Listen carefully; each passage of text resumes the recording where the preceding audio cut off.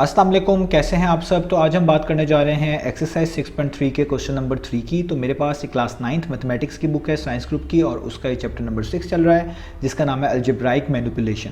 तो इस चैप्टर से रिलेटेड काफ़ी कंटेंट, काफ़ी सोल्यूशन मैं अपने चैनल के ऊपर अपलोड कर चुका हूँ। मैंने इस चैप्टर के नेम से एक सेपरेट प्लेलिस्ट भी बनाई हुई है, उसका लिंक नीचे डिस्क्रिप्शन में दे दिया है। अगर आप इस चैप्टर से रिलेटेड बाकी सोल्यूशन में इंटरेस्टेड हो तो वो लिंक जो है डिस्क्रिप्शन में से आप देख सकते हैं। इसके अलावा भी क्लास 9 से रिलेटेड काफ़ी कंटेंट मैंने कवर किया हुआ है, वो भी मेरे चैनल के प्लेलिस्ट सेक्शन में अवेलेबल है। और अगर आपके कोई क्वेश्चंस हैं या सजेशंस हैं जो कि वीडियो कंटेंट के हवाले से हैं, तो उसके लिए मैंने एक फेसबुक पेज बनाया हुआ है। आप उस फेसबुक पेज के थ्रू, जिसका लिंक डिस्क्रिप्शन में गिवन है, अपने क्वेश्चंस को, सजेशंस को मुझ तक पहुंचा सकते हैं। तो आइए रीड कर लेते हैं क्वेश्चन नंबर 3 को। उसकी स्टेटमेंट आपको सामने स्क्रीन पर नजर आ रही है, हम इसको थोड़ा सा समझेंगे यहाँ पर और फिर सॉल्व करेंगे। तो यहाँ पे लिखा हुआ है फाइंड द वैल्यू ऑफ के। आपने बेसिकली के की वैल्यू फाइंड आउट करके दिखानी है। For which the following expressions will become a perfect square. वो वाली के की वैल्यू फाइंड आउट करके दिखानी है जो जब यहाँ पे पुट की जाए। इस पार्ट नंबर 1 में आप देखें, आपको यहाँ पे के नज़र आ रहा है, और पार्ट नंबर 2 में भी आपको यहाँ पे के नज़र आ रहा है। तो ये वो के की वैल्यूज़ हैं जो हमने निकालनी है कि जो जब यहाँ पर पुट की जाए तो ये एक्सप्रेशंस किस में बदल जाएं, एक परफेक्ट स्क्वायर में बदल जाएं। परफेक्ट स्क्वायर हम किसको बोलते हैं? अगर नंबर्स की बात की जाए तो 25 एक परफेक्ट स्क्वायर है, क्योंकि हम 25 को लिख सकते हैं 5 के स्क्वायर में, इसलिए हम 25 को परफेक्ट स्क्वायर बोलते हैं। 49 एक परफेक्ट स्क्वायर है, क्योंकि हम इसको लिख सकते हैं 7 का स्क्वायर में। तो अगर आप किसी नंबर को किसी दूसरे नंबर के स्क्वायर की फॉर्म में रिप्रेजेंट कर सकते हैं तो हम उसको बेसिकली परफेक्ट स्क्वायर ही बोल रहे होते हैं। 27 एक परफेक्ट स्क्वायर नंबर नहीं है, क्योंकि ऐसा कोई नंबर नहीं है जिसका स्क्वायर करें तो हम उसका 27 बना लें। तो इसी तरीके से एक्सप्रेशन के अंदर भी परफेक्ट स्क्वायर का मतलब यही यहाँ पे लिया जाएगा। फॉर इंस्टेंस समझाने के लिए कि जब आप यहाँ पे के की वैल्यू पुट करें तो ये पूरी की पूरी चीज़ में कोई चीज़ का होल स्क्वायर बन जाए, किसी एक्सप्रेशन की होल स्क्वायर की फॉर्म में लिखी जाए। लेकिन अब यहाँ पे बात इंपॉर्टेंट ये है कि हमने के की वैल्यू निकाल कर बतानी है, और के की वैल्यू निकालने के लिए हमें ज़रूरत पड़ेगी इस लास्ट वाले क्वेश्चन की, जिसके अंदर हमने डिवीजन मेथड सीखा हुआ है। अब डिवीजन मेथड क्या था? डिवीजन मेथड एक मेथड था जिसके ज़रिए हमने स्क्वायर रूट निकालना सीखा है। दो मेथड थे, एक फैक्टराइजेशन मेथड और एक डिवीजन मेथड। तो आपको इस तरह के क्वेश्चन जहाँ पे कोई ऐसी वैल्यूज़ निकालनी हो जिनका ताल्लुक परफेक्ट स्क्वायर बनाने से हो एक्सप्रेशन को, तो वहाँ पे आपको स्क्वायर रूट ही निकालना पड़ेगा। और अभी हम यहाँ पे स्क्वायर रूट ही निकालेंगे डिवीजन मेथड से, और उसी के जरिए हम बता पाएंगे कि के की वैल्यू क्या है। तो ये सब चीज़ें आपको समझ आएगी जब हम ये क्वेश्चन करेंगे। तो आइए स्टार्ट करते हैं इसके पार्ट नंबर 1। तो देखिए क्वेश्चन मैंने आपके सामने यहाँ पे स्क्रीन पे लिख लिया है, क्योंकि परफेक्ट स्क्वायर का ताल्लुक एक तरह का स्क्वायर रूट से बनता है। मैंने अभी आपको समझाया भी है, परफेक्ट स्क्वायर जो उन्हीं नंबर्स को बोलते हैं जो किसी और नंबर के स्क्वायर की फॉर्म में लिखे जाएं। और आपको पता है जितने भी ये स्क्वायर रूट वाला जो होता है, जो स्क्वायर रूट होता है, वो भी एक तरह के परफेक्ट स्क्वायर नंबर से ही लिंक्ड होता है। उसकी रीज़न ये है कि जैसे अगर मैं स्क्वायर रूट निकालता हूँ 25, तो स्क्वायर रूट हमें वही नंबर बता रहा होता है कि जिसका स्क्वायर करें तो वो 25 बनता है, यानी 25 का स्क्वायर रूट लें तो 5 बनता है। तो स्क्वायर रूट हमें वही नंबर बता रहा होता है जो एक तरह का परफेक्ट स्क्वायर ही होता है। ठीक है, अगर 25 परफेक्ट स्क्वायर होगा तो 5 आ जाएगा। अगर डेसिमल वैल्यूज आती हैं तो उसका मतलब है ये परफेक्ट स्क्वायर नहीं है। तो स्क्वायर रूट का ताल्लुक इस वजह से परफेक्ट स्क्वायर से बनता है कि स्क्वायर रूट के नीचे जो नंबर लिखा होता है उसके बारे में यही ढूंढ रहे होते हैं कि किस नंबर का स्क्वायर किया जाए कि ये वाला नंबर मिल जाए, और वही हमें स्क्वायर रूट के आंसर में मिल रहा होता है। ठीक है, तो जब यहाँ पे भी परफेक्ट स्क्वायर का जिक्र हो रहा है तो हम इस एक्सप्रेशन का क्या निकालेंगे? स्क्वायर रूट निकालेंगे, और उसी की मदद से आप देखिएगा हम बता पाएंगे कि के की वैल्यू क्या बनती है। तो अब स्क्वायर रूट निकालने का जो तरीका है वो दो है, एक फैक्टराइजेशन है और एक डिवीजन मेथड है। डिवीजन मेथड मैंने क्वेश्चन नंबर 2 में डिटेल से समझाया हुआ है, तो हम यहाँ पे इस पे डिवीजन मेथड ही लगाएंगे, और आप देखिएगा आपको हेल्प मिल जाएगी उस डिवीजन मेथड के जरिए इस के की वैल्यू निकालने में। तो डिवीजन मेथड का पहला रूल था कि जब भी आप किसी चीज़ का स्क्वायर रूट निकालने जाते हैं, क्योंकि हम इसका स्क्वायर रूट निकालने जा रहे हैं, तो आपने पहले एक्सप्रेशन को देख लेना है कि उसमें जो वेरिएबल्स आ रहे हैं उनकी जो पार्ट्स हैं, जिनको हम एक्सपोनेंट भी बोल सकते हैं, वो डिसेंडिंग ऑर्डर में लिखी हूँ, यानी बड़े से छोटे की तरफ लिखी हूँ। तो आप देखें पहले जो 4 के साथ वेरिएबल लिखा हुआ है x, उसकी पावर 4 है, फिर पावर 3 है, फिर x की पावर 2 है, फिर x की पावर कुछ नहीं यानी 1 है, और एंड पे k एक कांस्टेंट वैल्यू है। तो इसका मतलब है बिल्कुल सही लिखे हुए वेरिएबल्स की पावर, इसमें कोई भी चेंज करने की जरूरत नहीं है। अगर इनकी पावर आगे पीछे होती तो आप इनको डिसेंडिंग ऑर्डर में लिखते, यानी बड़े से छोटे की फॉर्म में लिखते, जैसे कि ये पहले से लिखी हुई है। तो अगर ये बात ट्रू हो तो आप इस चीज़ को, इस डिवीजन सिंबल जो मैंने बनाया हुआ है, इसके नीचे आपने लिख लेना है। तो मैं लिखने लगा हूँ, तो मैं लिखूंगा 4x raise to power 4 minus 12x cube plus 37x square minus 42x और प्लस के, ये वैसे का वैसे ही। अब आपने सारा डिवीजन मेथड यहाँ पे यूज़ करना है, क्योंकि आपने बेसिकली इसका स्क्वायर रूट फाइंड आउट करना है। अब देखिए डिवीजन मेथड मैंने लास्ट क्वेश्चन में समझाया, मैं यहाँ पे भी कोशिश करूँगा दोबारा चीज़ें एक्सप्लेन करूँ। तो पहला स्टेप क्या होता है? पहला स्टेप ये होता है कि जो आपकी ये पहली टर्म लिखी हुई है 4x रेज़ टू पावर 4, आप इसका स्क्वायर रूट लें। तो मैं यहाँ पे स्क्वायर रूट ले लेता हूँ 4x रेज़ टू पावर 4 का। तो आपको पता है स्क्वायर रूट आपको अलग अलग लेना पड़ता है। जब दो चीज़ें मल्टीप्लाई हो रही होती हैं तो पहले वाली चीज़ पे अलग से स्क्वायर रूट लगता है, दूसरी वाली पे अलग से। तो 4 का स्क्वायर रूट कितना होगा, वो होगा 2, और x4 का स्क्वायर रूट कितना होगा, वो होगा x स्क्वायर। तो जिनको कन्फ्यूजन है कि x4 का स्क्वायर रूट x स्क्वायर कैसे है, वो ये चीज़ समझ सकते हैं कि हम x4 को लिख सकते हैं x स्क्वायर का स्क्वायर होल स्क्वायर, पार के ऊपर पार, क्योंकि पार के ऊपर इस तरह होल पार हो वो आपस में मल्टीप्लाई होती है, तो 2 टाइम्स वापस 4 ही बन जाएगा। लेकिन इसको इस तरह लिखने से फायदा क्या होता है कि ये ऊपर वाला स्क्वायर स्क्वायर रूट से कैंसिल हो जाता है, तो आंसर में क्या मिलता है, जस्ट एक्स स्क्वायर। तो देखिए मैंने यहाँ पे वही लिखा हुआ है एक्स स्क्वायर। तो जो पहली चीज़ का आप स्क्वायर रूट लेंगे, जो आंसर आएगा उसको आपने यहाँ पे भी लिख देना होता है, जैसे मैं यहाँ पे लिख रहा हूँ 2x स्क्वायर, और उसी वैल्यू को यहाँ पर भी आपने लिख देना होता है, ठीक है। अब जब आप ये लिख देंगे, आप इन दोनों वैल्यूज को मल्टीप्लाई करवाएंगे, तो 2 टाइम्स कितना हो जाएगा, वो हो जाएगा 4, एक्स स्क्वायर को एक्स स्क्वायर से मल्टीप्लाई करेंगे, वो कितना हो जाएगा, x रेज़ टू पावर 4। और अब आप क्या करेंगे, इसका साइन चेंज करेंगे, +4 है ये नेगेटिव हो जाएगा, और नीचे एक लाइन लगा लेंगे स्ट्रेट इस तरीके से, और देखिएगा ये हमेशा कटेगा, तो ये प्लस का है और ये माइनस का, प्लस माइनस माइनस, यानी 4x4 में से 4x4 माइनस होंगे तो ये कैंसिल आउट हो जाएगा। अब आप अगली दो टर्म्स नीचे उतार लेंगे, ये रूल है जो हम डिवीजन मेथड करते हैं स्क्वायर रूट निकालने का। तो यहाँ पे आप लिख लेंगे -12x³ + 37x स्क्वायर, ठीक है। अब अगला स्टेप क्या होता है, अगला स्टेप ये होता है कि जो चीज़ें आपने इधर ऊपर लिखी हुई थी 2x स्क्वायर और 2x स्क्वायर, इनको आप ऐड करके नीचे लिखेंगे। तो 2x स्क्वायर में 2x स्क्वायर ऐड करें तो कितना होता है, 4x स्क्वायर, यहाँ पे लिख लें। अब जब आप ये लिख लेंगे, अगला स्टेप क्या होता है कि जो यहाँ पे पहली टर्म लिखी हुई है जो कि -12x³ है, इसको आप बाहर जो टर्म लिखी हुई है पहली उससे डिवाइड करवाएंगे। तो मैं यहाँ पे डिवाइड करता हूँ, अगर हम -12x³ को डिवाइड करवा दें 4x स्क्वायर से, तो 4 1 टाइम्स, 4 3 टाइम्स, तो एक तो आ जाएगा ऊपर -3, और ये नीचे 2x हैं ऊपर 3 है, तो ये 2 पूरे के पूरे कैंसिल हो जाएंगे इस 3 में से, और 3 में से 2 आप एक तरह के निकाल दें तो ऊपर कितने x बचेंगे, एक ही x बचेगा, क्योंकि ऊपर एक तरह के 3x थे, नीचे 2x आपस में मल्टीप्लाई और थे, नीचे वाले 2 ऊपर वाले 3 में से 2 से कट गए और ऊपर 1 बच गया, तो यानी 3x बच गया, -3x। तो अब उसी नंबर को, उसी टर्म को -3x को एक बार यहाँ पे भी लिख लेंगे और एक बार यहाँ पे भी लिख लेंगे। अब आपने क्या करना होता है, जो चीज़ यहाँ पे लिखी हुई है इस सारे को इस नई वाली टर्म से मल्टीप्लाई करना है, नई वाली टर्म से।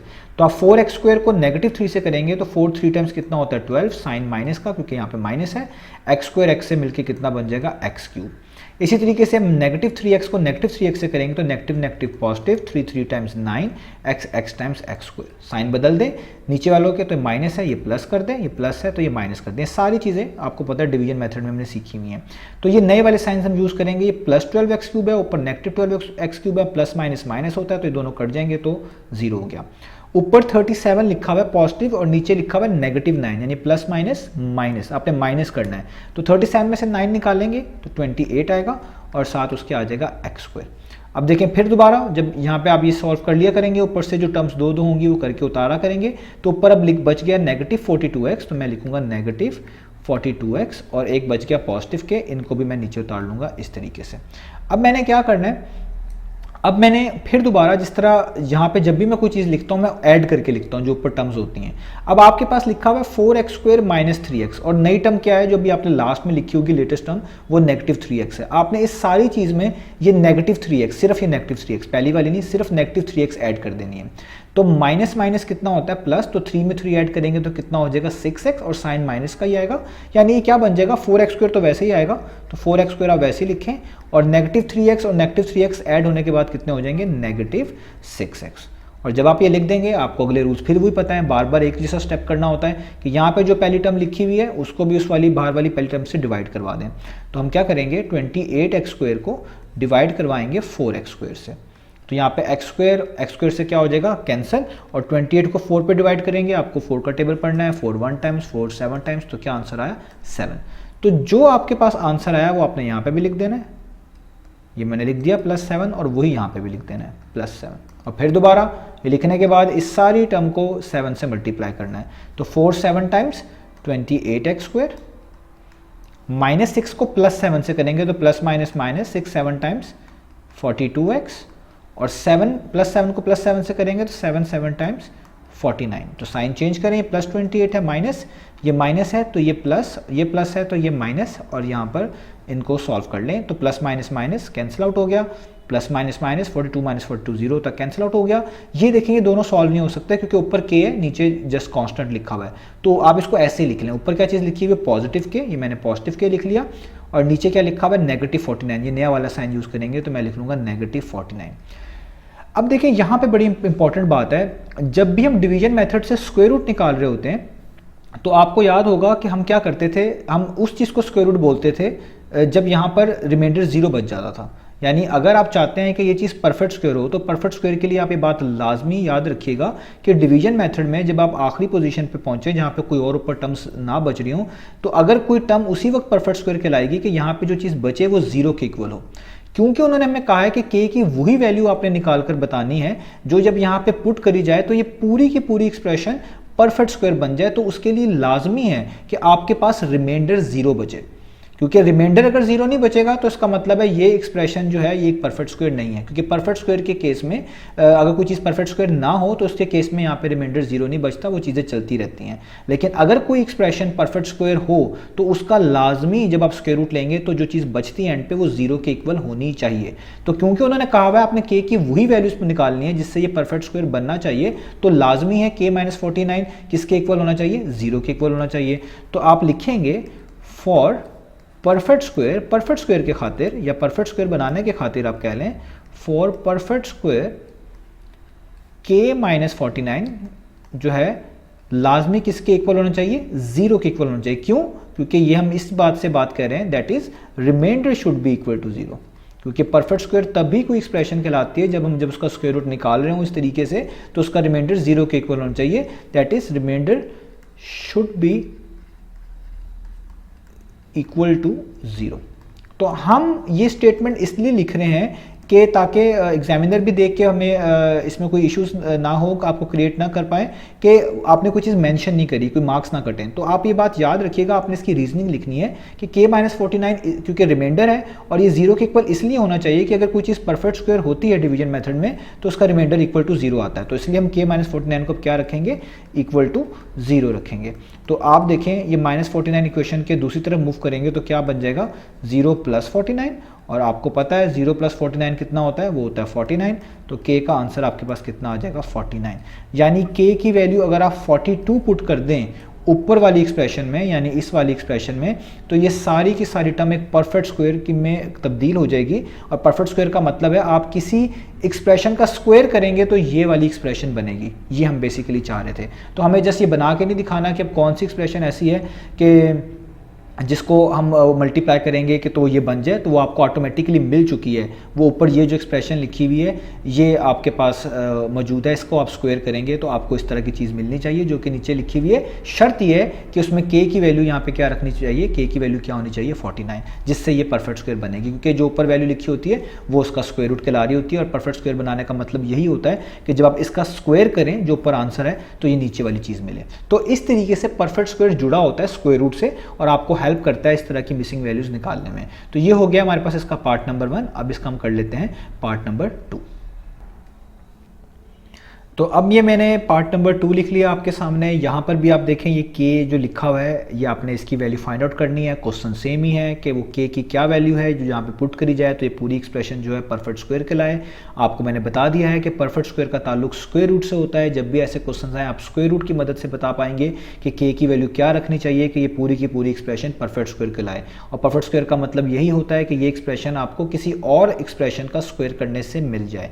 और ये भी मैं अभी बता चुका हूँ कि इसका मतलब यही लिया जाएगा कि जब आप इसका स्क्वायर रूट निकाल रहे होंगे तो एंड पे जो रिमाइंडर बचेगा वो 0 के इक्वल आना चाहिए। क्योंकि अगर कोई एक्सप्रेशन परफेक्ट स्क्वायर है और आप उसका इस तरह स्क्वायर रूट निकालते हैं डिवीजन मेथड से तो उसका रिमाइंडर 0 के इक्वल आएगा तो वो परफेक्ट स्क्वायर कहलाती है, अदरवाइज वो परफेक्ट स्क्वायर नहीं कहलाएगी। तो हमारा पहला काम क्या है, इसका स्क्वायर रूट निकालना। उसके लिए हम डिवीजन मेथड यूज़ करें और मैंने इसलिए यहाँ पे आप देख लें डिवीजन टाइप सिंबल बनाया हुआ है। इसमें लिखने से पहले आपने चेक कर लेना है कि जो एक्सप्रेशन आपको दी हुई हैं उसमें जो वेरिएबल्स हैं वो डिसेंडिंग ऑर्डर में लिखे हों। डिसेंडिंग ऑर्डर का मतलब है जैसे आप देखें पहले जो x है उसकी पावर 4 है, फिर x की पावर 3 है, यानी बड़े से छोटे की तरफ, यानी चीज़ें डिक्रीज़ करें, वैल्यूज़ डिक्रीज़ करें पार्ट्स की फॉर्म में। पहले 4 थी पावर, फिर 3 थी, अब देखें आगे 2 पावर है, फिर x की पावर 1 है और एंड पे कांस्टेंट आ गया। यानी ये बिल्कुल डिसेंडिंग ऑर्डर में ही हैं ये पार्ट्स। तो इसका मतलब है बिल्कुल ठीक है। अगर ना हो तो आपने इनको पहले अरेंज कर लेना है। क्योंकि ये बिल्कुल ठीक लिखी हुई हैं तो मैं इनको यहाँ पे नीचे उतारने लगा हूँ। तो ये हो जाएगा x4 minus 4x³ plus 10x² minus k times x plus 9। अब जो पहली मैंने आपको जिस तरह तरीका बताया हुआ डिवीजन मेथड में क्या करते हैं, स्टार्ट करते हैं, जो पहली टर्म है उसका आप स्क्वायर रूट निकालें। तो x रेज टू पावर 4 का आप क्या निकालें, स्क्वायर रूट। तो स्क्वायर रूट का मतलब होता है आप x रेज टू पावर 4 को थोड़ा सॉल्व कर लें, जैसे इसको आप लिख सकते हैं एक्स स्क्वायर और इसके ऊपर होल स्क्वायर। इसका मतलब भी x रेज टू पावर 4 ही होता है, क्योंकि 2 टाइम्स मल्टीप्लाई होगा तो वापस 4 ही बन जाएगा। इससे फायदा क्या होगा, ये ऊपर वाला स्क्वायर स्क्वायर रूट से कैंसिल आउट हो जाएगा और आपके पास आएगा एक्स स्क्वायर। तो जो आपके पास आंसर आता है वो एक दफ़ा यहाँ पे लिख दें और वही आंसर एक दफ़ा यहाँ पर लिख दें।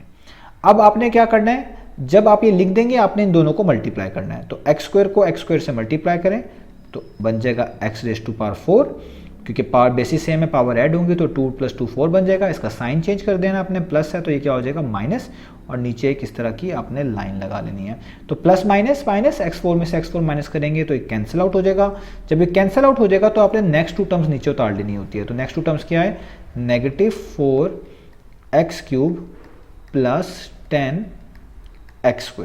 जब आप यहाँ तक कर लेंगे तो अगला काम आपने क्या करना है कि जो टर्म्स यहाँ पे लिखी होंगी इनको ऐड करके नीचे लिखना है। तो x² में x² ऐड करें तो कितना होता है, वो होता है 2x²। यहाँ पे लिखते हैं। ऐड करने के बाद अब आपने हर बार जब भी हम नीचे जाया करेंगे, यहाँ पे ऐड करने के बाद जब कोई चीज़ लिख लिया करेंगे तो जो पहली यहाँ पे टर्म होगी इसको डिवाइड क्या करेंगे, इधर से बाहर जो पहली टर्म है, यानी यहाँ पे 2x² लिखा हुआ है तो -4x³ को जो कि अंदर पहली टर्म है इसको डिवाइड करेंगे किस पे, 2x² के ऊपर। तो 2 1 टाइम्स 2 होता है, 2 2 टाइम्स 4 होता है, तो इधर 2 बचेगा, नेगेटिव साइन आएगा, नीचे 2x है ऊपर 3 है। आप इस तरह समझ लें कि ये पूरे 2 के 2x इस 3 में से कट जाएंगे। तो ऊपर 3 थे तो ऊपर 1x बच जाएगा। 1x बचने का मतलब है x की पावर 1, क्योंकि 3 - 2 करेंगे तो 1 बचता है, यानी x की पावर 1 बच जाएगा। तो जो आंसर आएगा वो यहाँ पे भी लिख दें, वही चीज़ सेम यहाँ पे भी लिख दें, यहाँ पे भी हमने लिख दिया। अब फिर वही, जब आप यहाँ पे कुछ लिखेंगे तो आप फिर से मल्टीप्लाई करके इन चीज़ों के नीचे उतारेंगे। तो पहले आप 2x² को -2x से मल्टीप्लाई करें। याद रखें जो ये लेटेस्ट टर्म लिखी है, फाइनल टर्म लिखी है, इसी को आपने इसी से मल्टीप्लाई करवाना है। तो 2x² को -2x से करेंगे तो plus minus minus 2 2 times 4, x² को x से मल्टीप्लाई करने से हो जाएगा x³। अब -2x को -2x से करें, माइनस माइनस प्लस 2 2 टाइम्स 4 और x टाइम्स x²। इसको सॉल्व कर लें साइन चेंज करके, ये माइनस है तो प्लस, प्लस है तो माइनस से। तो ये सारा मेथड है जो हम फॉलो करते हैं। तो देखें plus minus minus cancel out हो जाएगा। यहाँ पे प्लस माइनस माइनस होता है, 10 में से 4 माइनस करेंगे तो क्या आ जाएगा, 6x² आ जाएगा।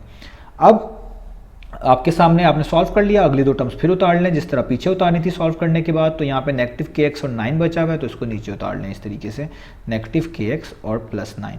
यहाँ पे फिर दोबारा जो चीज़ लिखूंगा वो ऐड करने के बाद लिखूंगा। तो 2x² - 2x में आप ऐड कर दें ये आखिरी वाला -2x, जो ये फाइनल टर्म्स होंगी यही, इन्हीं में हम चीज़ों को ऐड करेंगे और नीचे लिखा करेंगे। तो 2x² तो ऐड नहीं होगा, वो तो वैसे का वैसे ही हो जाएगा एक तरह का। -2x आप सॉल्व कर पाएंगे तो नेगेटिव नेगेटिव प्लस होता है, यानी इनको प्लस करना है। तो 2 + 2 कितना होता है, 4x, और साइन बड़ी वैल्यू का यानी -2x ही आपके पास आ जाएगा। जब आप ये लिख लेंगे, अब आपने क्या करना है, ये लिखने के बाद जो ये आपने टर्म है यहाँ पे जो 6x² है, ये जो पहली टर्म है, इसको आपने डिवाइड करना है बाहर वाली पहली टर्म से। तो 6x² अंदर से पहली टर्म है, बाहर 2x² है, इसको आप डिवाइड करेंगे तो x² से कैंसिल, 2 1 टाइम्स 2 3 टाइम्स, तो आंसर 3 आएगा। इसका मतलब है आपने एक बार +3 यहाँ पे भी लिख देना है और एक बार +3 यहाँ पे भी लिख देना है। अब आपने लिख दी टर्म्स, अब आप मल्टीप्लाई करवाएं।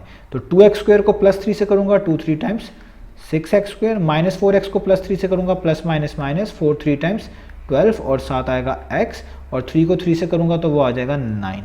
और यहाँ पर आपके पास अब साइन चेंज करने पड़ेंगे, नीचे +6 होके माइनस हो गया, ये नेगेटिव यहाँ के होके +12 हो गया, ये +9 यहाँ के होके माइनस। ठीक है, साइन चेंज कर दिए। तो 6x² - 6x² 0 हो गया। देखिए इनको आप सॉल्व नहीं कर सकते, तो आप इसको ऐसे ही लिख लें, क्योंकि ऊपर kx है नीचे 12 है, तो इनको आप ऐसे ही लिखेंगे, ऊपर वाला चीज़ यानी -kx और नीचे वाली यानी +12x, ये नया वाला साइन यूज़ करना है, +12x। और ये +9 - 9 प्लस माइनस माइनस 9 - 9 क्या हो जाएगा, 0। अब देखिए आपने स्क्वायर रूट फाइंड आउट किया, तो आप देखिए स्क्वायर रूट फाइंड करते करते आप इस स्टेप पे पहुंच चुके हैं कि यहाँ पे जो रिमाइंडर है वो ये बच रहा है -kx + 12x। तो मैंने आपको बताया है जब भी कोई चीज़ परफेक्ट स्क्वायर होती है और आप ये स्क्वायर रूट उसका फाइंड आउट कर रहे होते हैं तो उसके लिए यहाँ पे रिमाइंडर 0 होना चाहिए। ये मैं आपको बता चुका हूँ, ये रिजल्ट है, आपने याद रखना है। तो हम यहाँ पे लिखेंगे कि 4 परफेक्ट स्क्वायर के खातिर और perfect square remainder should be equal to 0। जो रिमाइंडर है वो जीरो होना चाहिए। अगर रिमाइंडर जीरो नहीं आ रहा तो उसका मतलब है जिस चीज़ का आप स्क्वायर रूट निकाल रहे हैं वो एक परफेक्ट स्क्वायर नंबर नहीं है। तो so for perfect square remainder should be zero, ये आपने चीज़ याद रखनी है, शुड बी जीरो। तो अगर ये जीरो होना चाहिए तो इससे क्या पता चलता है, दैट इज कि ये आपके पास रिमाइंडर ही है माइनस के एक्स प्लस 12x, तो आप लिख सकते हैं कि माइनस के एक्स प्लस 12x को भी क्या होना चाहिए, जीरो, क्योंकि ये रिमाइंडर ही है। अगर परफेक्ट स्क्वायर आप बनाना चाहते हैं, क्योंकि के की वही वैल्यू आप निकालना चाह रहे हैं, क्वेश्चन में लिखा हुआ है, जो कि जब पुट की जाए तो वो एक परफेक्ट स्क्वायर बने, तो उसके लिए तो लाजमी है कि रिमाइंडर जीरो होना चाहिए। इसलिए माइनस के एक्स प्लस 12x को आप किसके इक्वल रख सकते हैं, जीरो के इक्वल रख सकते हैं। तो यहाँ तक अब हमने लिख लिया है। अब हमने जस्ट के की वैल्यू निकालनी है। उसके लिए आप क्या करें, मैं यहाँ पे नेगेटिव के एक्स को यहीं पे रहने देता हूँ, ये पॉजिटिव 12x अब इक्वेशन के दूसरी तरफ जाएगा तो 0 माइनस 12x हो जाएगा, यानी ये इस तरह हो जाएगा 0 माइनस 12x। और आपको पता है 0 माइनस 12x क्या होगा, वो माइनस 12x ही बनेगा।